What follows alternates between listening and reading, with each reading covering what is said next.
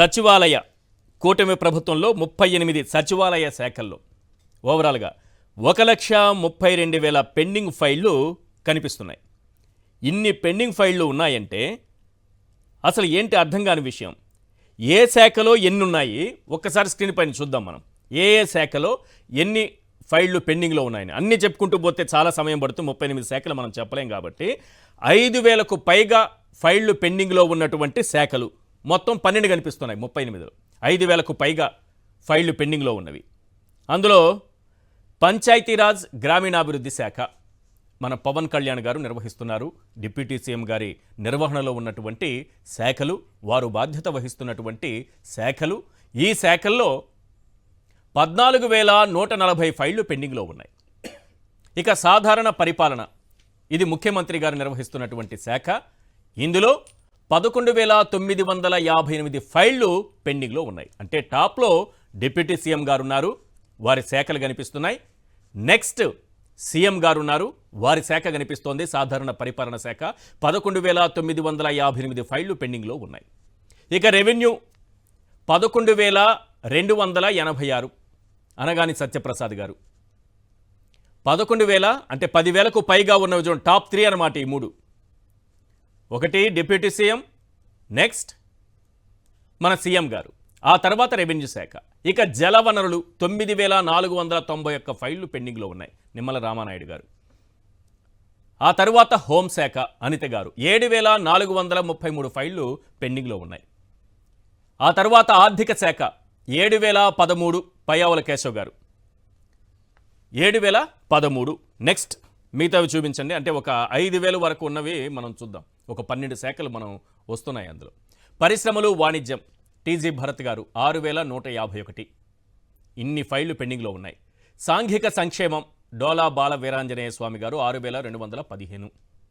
వైద్య ఆరోగ్యం సత్యప్రసాద్ గారు 5,942. మానవ వనరులు స్కూలు విద్య 5,771 లోకేష్ గారు. ఉన్నత విద్య వారిదే 2,416. రవాణా ఆర్ఎండ్బి రాంప్రసాద్ రెడ్డి గారు 5,547. ఈ 12 శాఖల్లో ఉన్నటువంటి ఫైల్స్ 5,000కు పైగా ఉన్నవి. మొత్తం 38 శాఖలకు సంబంధించి ఇక 2,000, 3,000, 4,000 ఇవన్నీ కూడా ఉన్నాయి. అన్నీ కలిపితే 1,32,000 కనిపిస్తోంది. కానీ ఇందులో మనం ఇంకా యాడ్ చేసుకోవాల్సింది ఒకటి ఉంది. మళ్ళీ మొదటి నుంచి ఒకసారి చూపించండి. ఈ పంచాయతీరాజ్ గ్రామీణాభివృద్ధి శాఖకు 14,140 ఫైల్స్ పెండింగ్లో ఉన్నాయి కదా. దీనికి మనం ఇంకొక 2,891 యాడ్ చేసుకోవాలి. ఎందుకంటే అటవీ పర్యావరణం ఇది కూడా మన డీసీఎం గారిదే. శాఖల వారీగా ఇక్కడ కనిపిస్తోంది, మీకు శాఖల వారీగా వినిపించడం జరిగింది. కానీ ఈ పంచాయతీరాజ్ గ్రామీణాభివృద్ధితో పాటు అటవీ పర్యావరణ శాఖలు కూడా వారే నిర్వహిస్తున్నారు. వారి ఆధ్వర్యంలోనే ఉన్నాయి ఆ శాఖలు కూడా.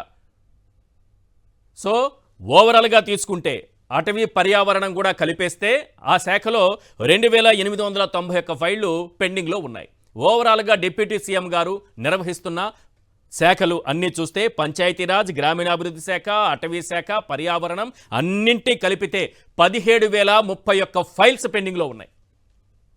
17,000 ఫైల్స్ పెండింగ్లో ఉన్నాయి సార్.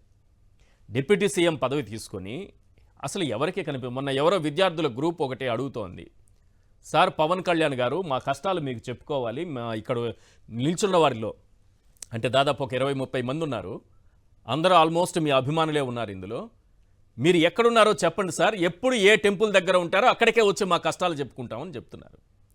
అసలు డిప్యూటీ సీఎం గారు కనిపించట్లేదు. 17,031 ఫైళ్లు పెండింగ్లో ఉండడం ఏంటి? ఈ మధ్యకాలంలో చంద్రబాబు నాయుడు గారు దీనికి తగినట్టుగానే వాళ్ళ శాఖల్లో పనితీరును బట్టి వాళ్ళకి ర్యాంకింగ్లు కూడా ఇచ్చారు.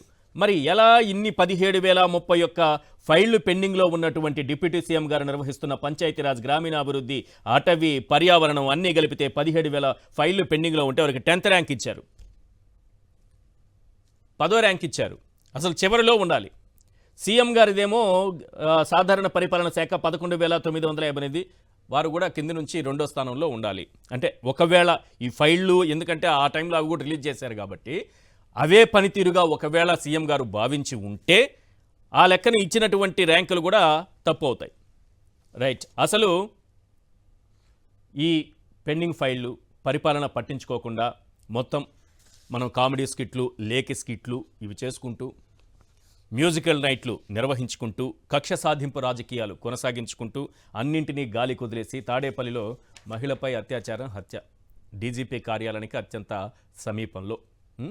ఇక్కడేమో అంతా చాలా బాగా జరుగుతోంది, శక్తి యాప్ వచ్చేసింది కాబట్టి మహిళల శక్తి పెరిగిపోయింది, ఎక్కడ ఏం జరగలేదు అన్నట్టుగా ఒక బిల్డప్ ఇచ్చే ప్రయత్నం చేస్తున్నారు. కానీ ఇది డీజీపీ కార్యాలయానికి అత్యంత సమీపంలో జరిగింది. ఇక రెండోది, ఆల్రెడీ మిర్చి రైతులను చూశారు, ఇప్పుడు అరటి రైతులు కూడా పాపం ఈ అకాల వర్షంతో చాలా నష్టపోయారు. కనీసం వారిని పలకరించే దిక్కులేదు, వారిని ఆదుకునే దిక్కులేదు.